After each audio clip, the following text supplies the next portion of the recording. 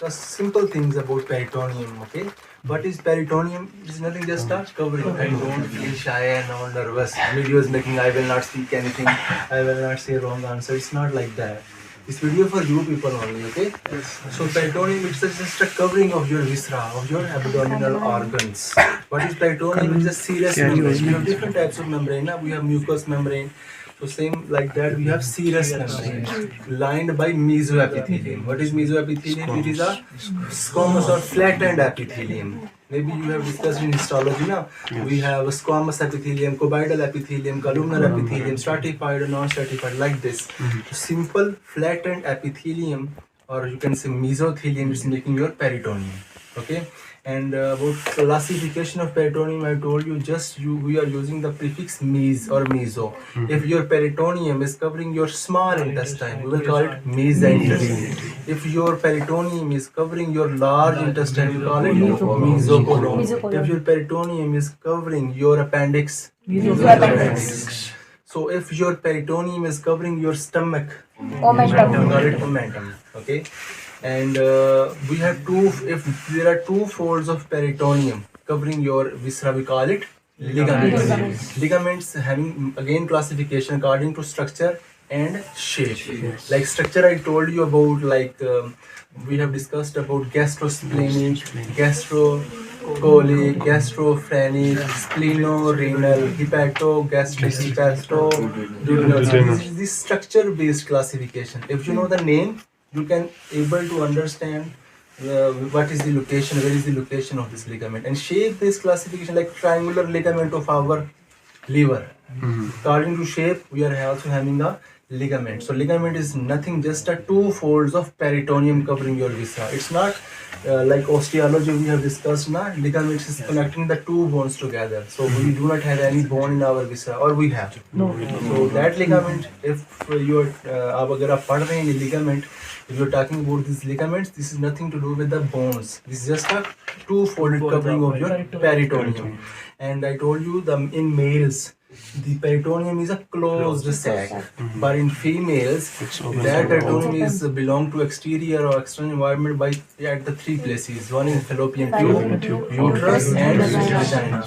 And all the peritoneum is having mesothelium, or you can say simple squamous epithelium, except ovary and fimbriae. So ovary having cuboidal epithelium, and fimbriae having columnar epithelium, column-shaped epithelium, obviously.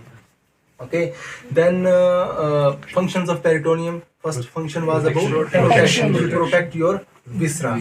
And if your peritoneum is covering all parts of your, or you can say the organs or parts of the organs, it will protect. But if someone is having retroperitoneum, it will give more protection or less protection? Less protection, obviously. And after that, the second function was movement. It will help in the movement of your viscera. If, like how you will remember that if your peritoneum is inflamed, you cannot eat something, or you can even not inhale or exhale, because exhaling will make a movement of your viscera also, no? So it will be difficult for you to move your viscera. So second function was movement. Then third function was storage of fat, like milky star shape. By your naked eye you can see. So third function was storage of the fat. Someone is more obese, more than me, it means he's storing more fat. So depending upon the storage of the fat, someone is very slim and spot, means his peritoneum is having less amount of storage of fat. If someone is too much obese, it means he's storing, or his peritoneum is storing too much of fat. Then fourth one was dialysis, because our serous membrane is semi-permeable. It will allow some nutrients or electrolytes to pass. Then last but not the least, fifth function was about healing, because this mesothelium can convert into fibroblast.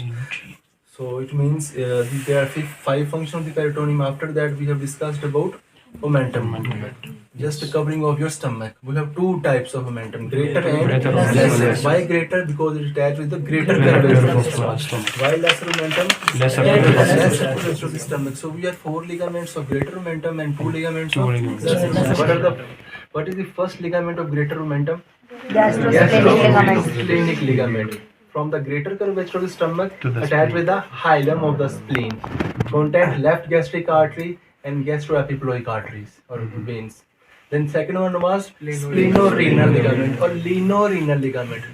So just like Hindustan, Bharat or India, splenal or renal, same thing. Splenorenal or linorenal, attached with the hilum of the spleen to the left kidney. And then third one was gastrocolic, transverse colon, attached from the greater curvature to the transverse colon of the large intestine. Then last but not the least is gastrophrenic, attached with the diaphragm from the greater curvature of the stomach to the diaphragm. That was about greater omentum. Then lesser omentum having only two ligaments. Number one was hepatogastric, hepatoduodenal. What does mean hepatogastric?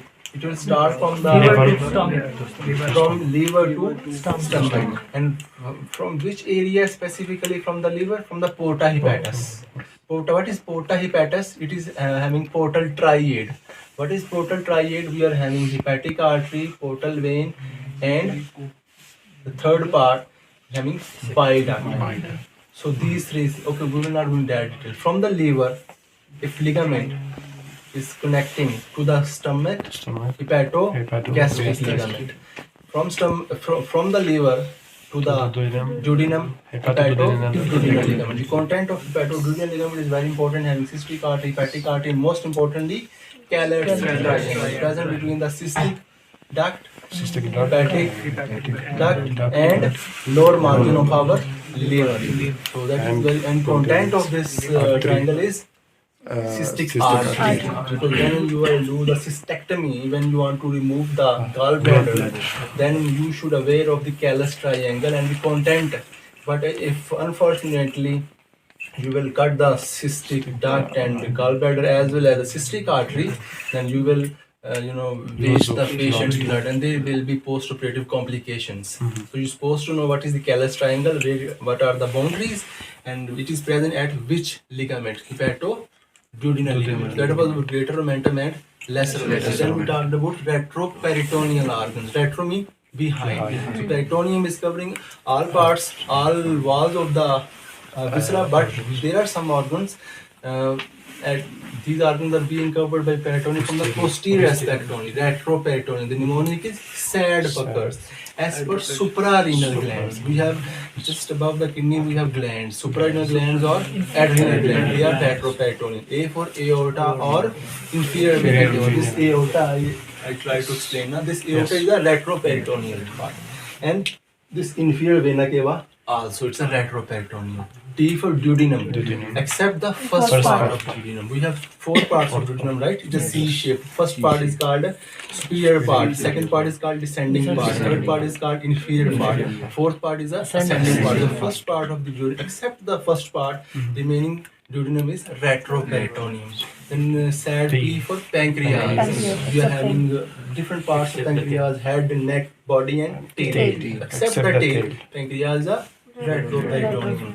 U for ureters. Then C for colon. In colon, only the ascending colon and descending colon. Except the ascending and descending colon, all colon is retroperitoneum. Not all the four parts. So this just ascending and descending colon are, should I write or not? Colon not. Colon is not right. So sorry. S for suprarenal gland, A for aorta, D for duodenum, P for pancreas. E for pancreas, U for ureters. K for kidney. A for kidneys, E for E for esophagus. esophagus, R for rectum. And so that was about sad. Yeah, it was mixture because Yes. I think I missed the C also. Yes. It's a PUCK. PUCK. Yes. Pakad. C also. After the U, write down the C. Colon. That colon, Colon, except ascending and ascending and descending. descending colon. These are the retroperitoneal organs. Thank you, madam, for correcting. So it's like that. It's like ascending and descending. Here we have a C. C for Colon.